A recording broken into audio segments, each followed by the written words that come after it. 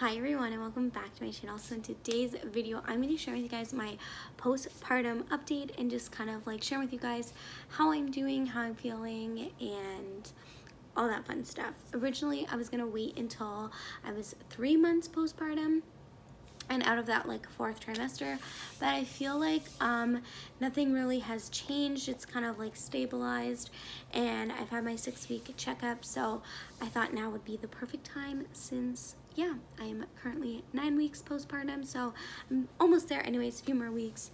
But yeah, I hope you enjoy this video. If you are going through this, just know you're not alone, or if you're just curious how I'm doing postpartum, then let's keep on with this video. So the first thing I noticed with changes after having Matthew was my varicose veins. It was like I feel like I was still in the hospital, and it was like, whoa, I felt like they just like disappeared and went away. I had them pretty bad. With him more so than Elizabeth. He was also a bigger baby, more weight, so that could have like made a difference. Also my swelling, I feel like went down quicker than Elizabeth. I can't remember how long I want to say it was only a week. I'm saying I can't remember, but I want to say it was a week, if not 2 weeks, and I felt like all my swelling was like completely gone. For my wedding ring, I lasted 29 weeks, and by week 4 postpartum I could put it on again, which was like the same for Elizabeth. But yeah, the swelling, weight loss, I feel like my weight fast. I did with Elizabeth too. I'm also breastfeeding, and I know that can burn a lot of calories. Right now I am at 164, which is like what I was before I had Matthew. More so before I had my miscarriage, I would say. I feel like I gained some weight in that first trimester with my miscarriage, and then with this second pregnancy, I feel like I got pregnant rather quickly, so now my body is having that time to like kind of lose the weight. I will probably go back up when I stop breastfeeding. I typically do, or at least I did with Elizabeth. But yeah, I feel like I'm back to my like normal weight. I wear size 14, which is like what I wore, like that was typical for me. Like that's what I wore with Elizabeth, so I feel like size wise I'm the same. But yeah, swelling definitely went down, I feel like, right away. This time around I feel like I dealt with a weaker bladder. I wore Depends the diapers after I had Matthew, which is what I did with Elizabeth as well. Especially if you were a C-section mama like myself, they're just really nice because they don't sit against your scar. Sometimes when you, especially if you have an emergency section, you don't kind of plan for these things. I had an emergency with Elizabeth, and the underwear I was wearing after I had her was like rubbing on my scar, so I bought some high-waisted underwear, but not until I stopped wearing the diapers. And I feel like this time around I bled for almost the 6 weeks. I feel like Elizabeth it was 2 weeks, but with Matthew I feel like it was like 4 or 5 weeks, but it was light. It was super light. I only had to wear like a liner, but it was super frustrating because you just want to like basically stop bleeding. So yeah, weak bladder. I'm not going to go too much into detail, but I did not have control of my bladder, I want to say, for like the first 2 weeks, and I wondered when I would ever have control, and now I do. So that's good. I also dealt with constipation this time like no other. With Elizabeth I had the opposite problem, so I'm not sure what caused the constipation this time, but yeah, definitely was constipated. I'm still working on that. I'm trying to have like lots of fiber in my meals, but yeah, it's not fun. I don't wish it on anybody. So that was something that was different this time around. As for hair loss, I feel like I haven't noticed it too much. I don't know, but I didn't notice it with Elizabeth either. It just kind of happened, I feel like.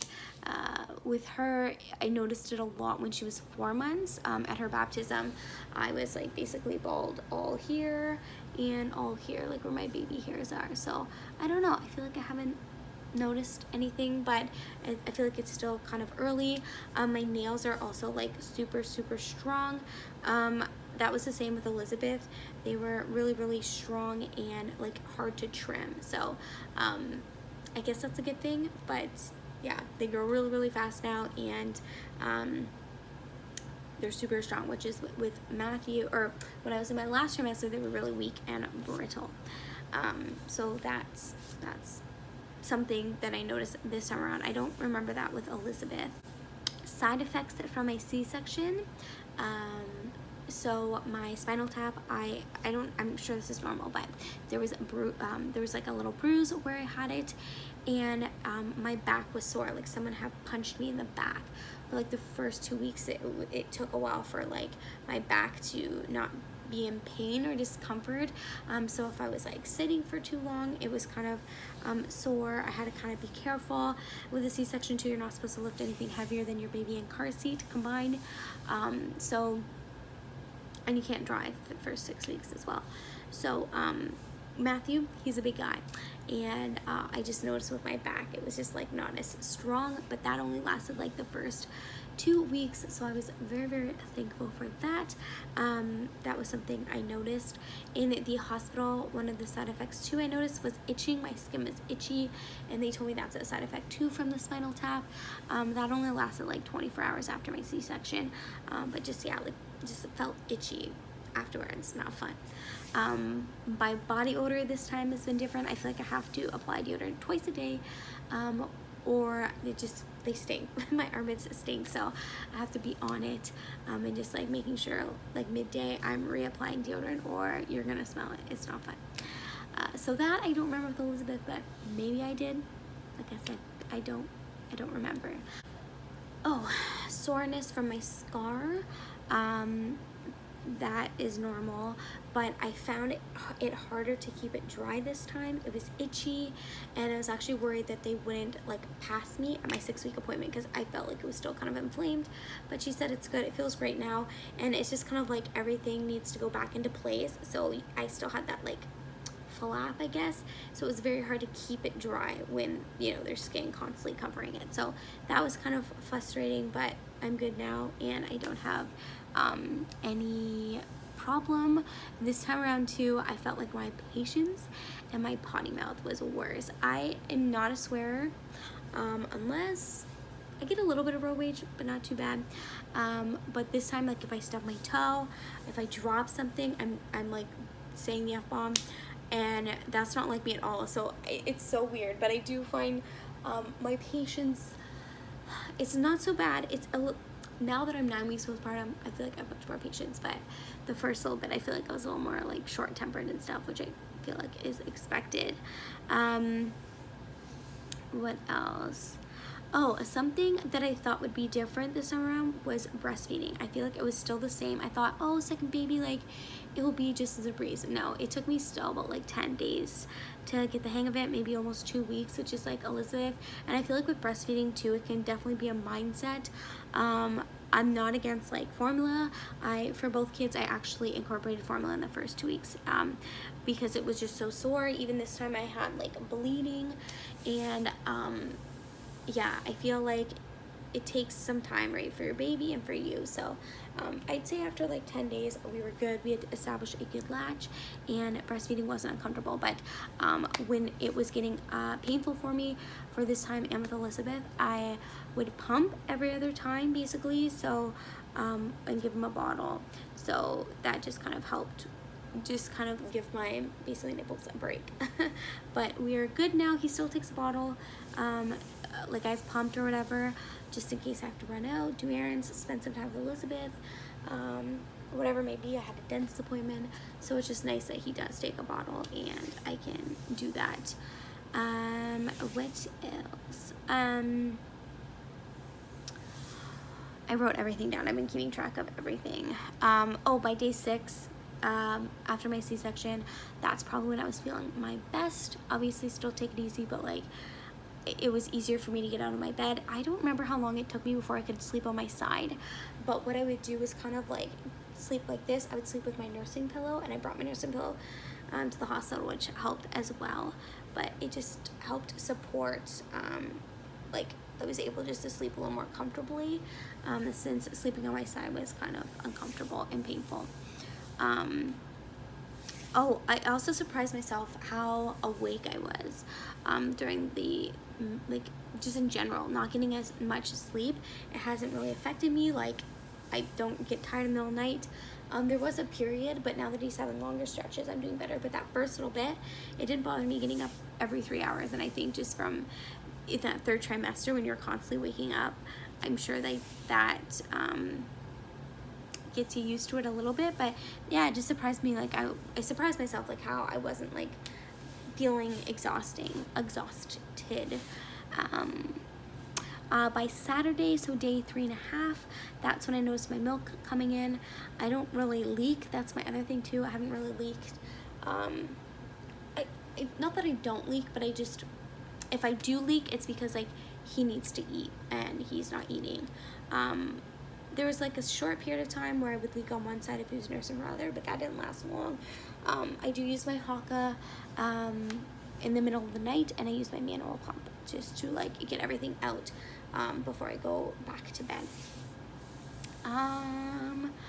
What else?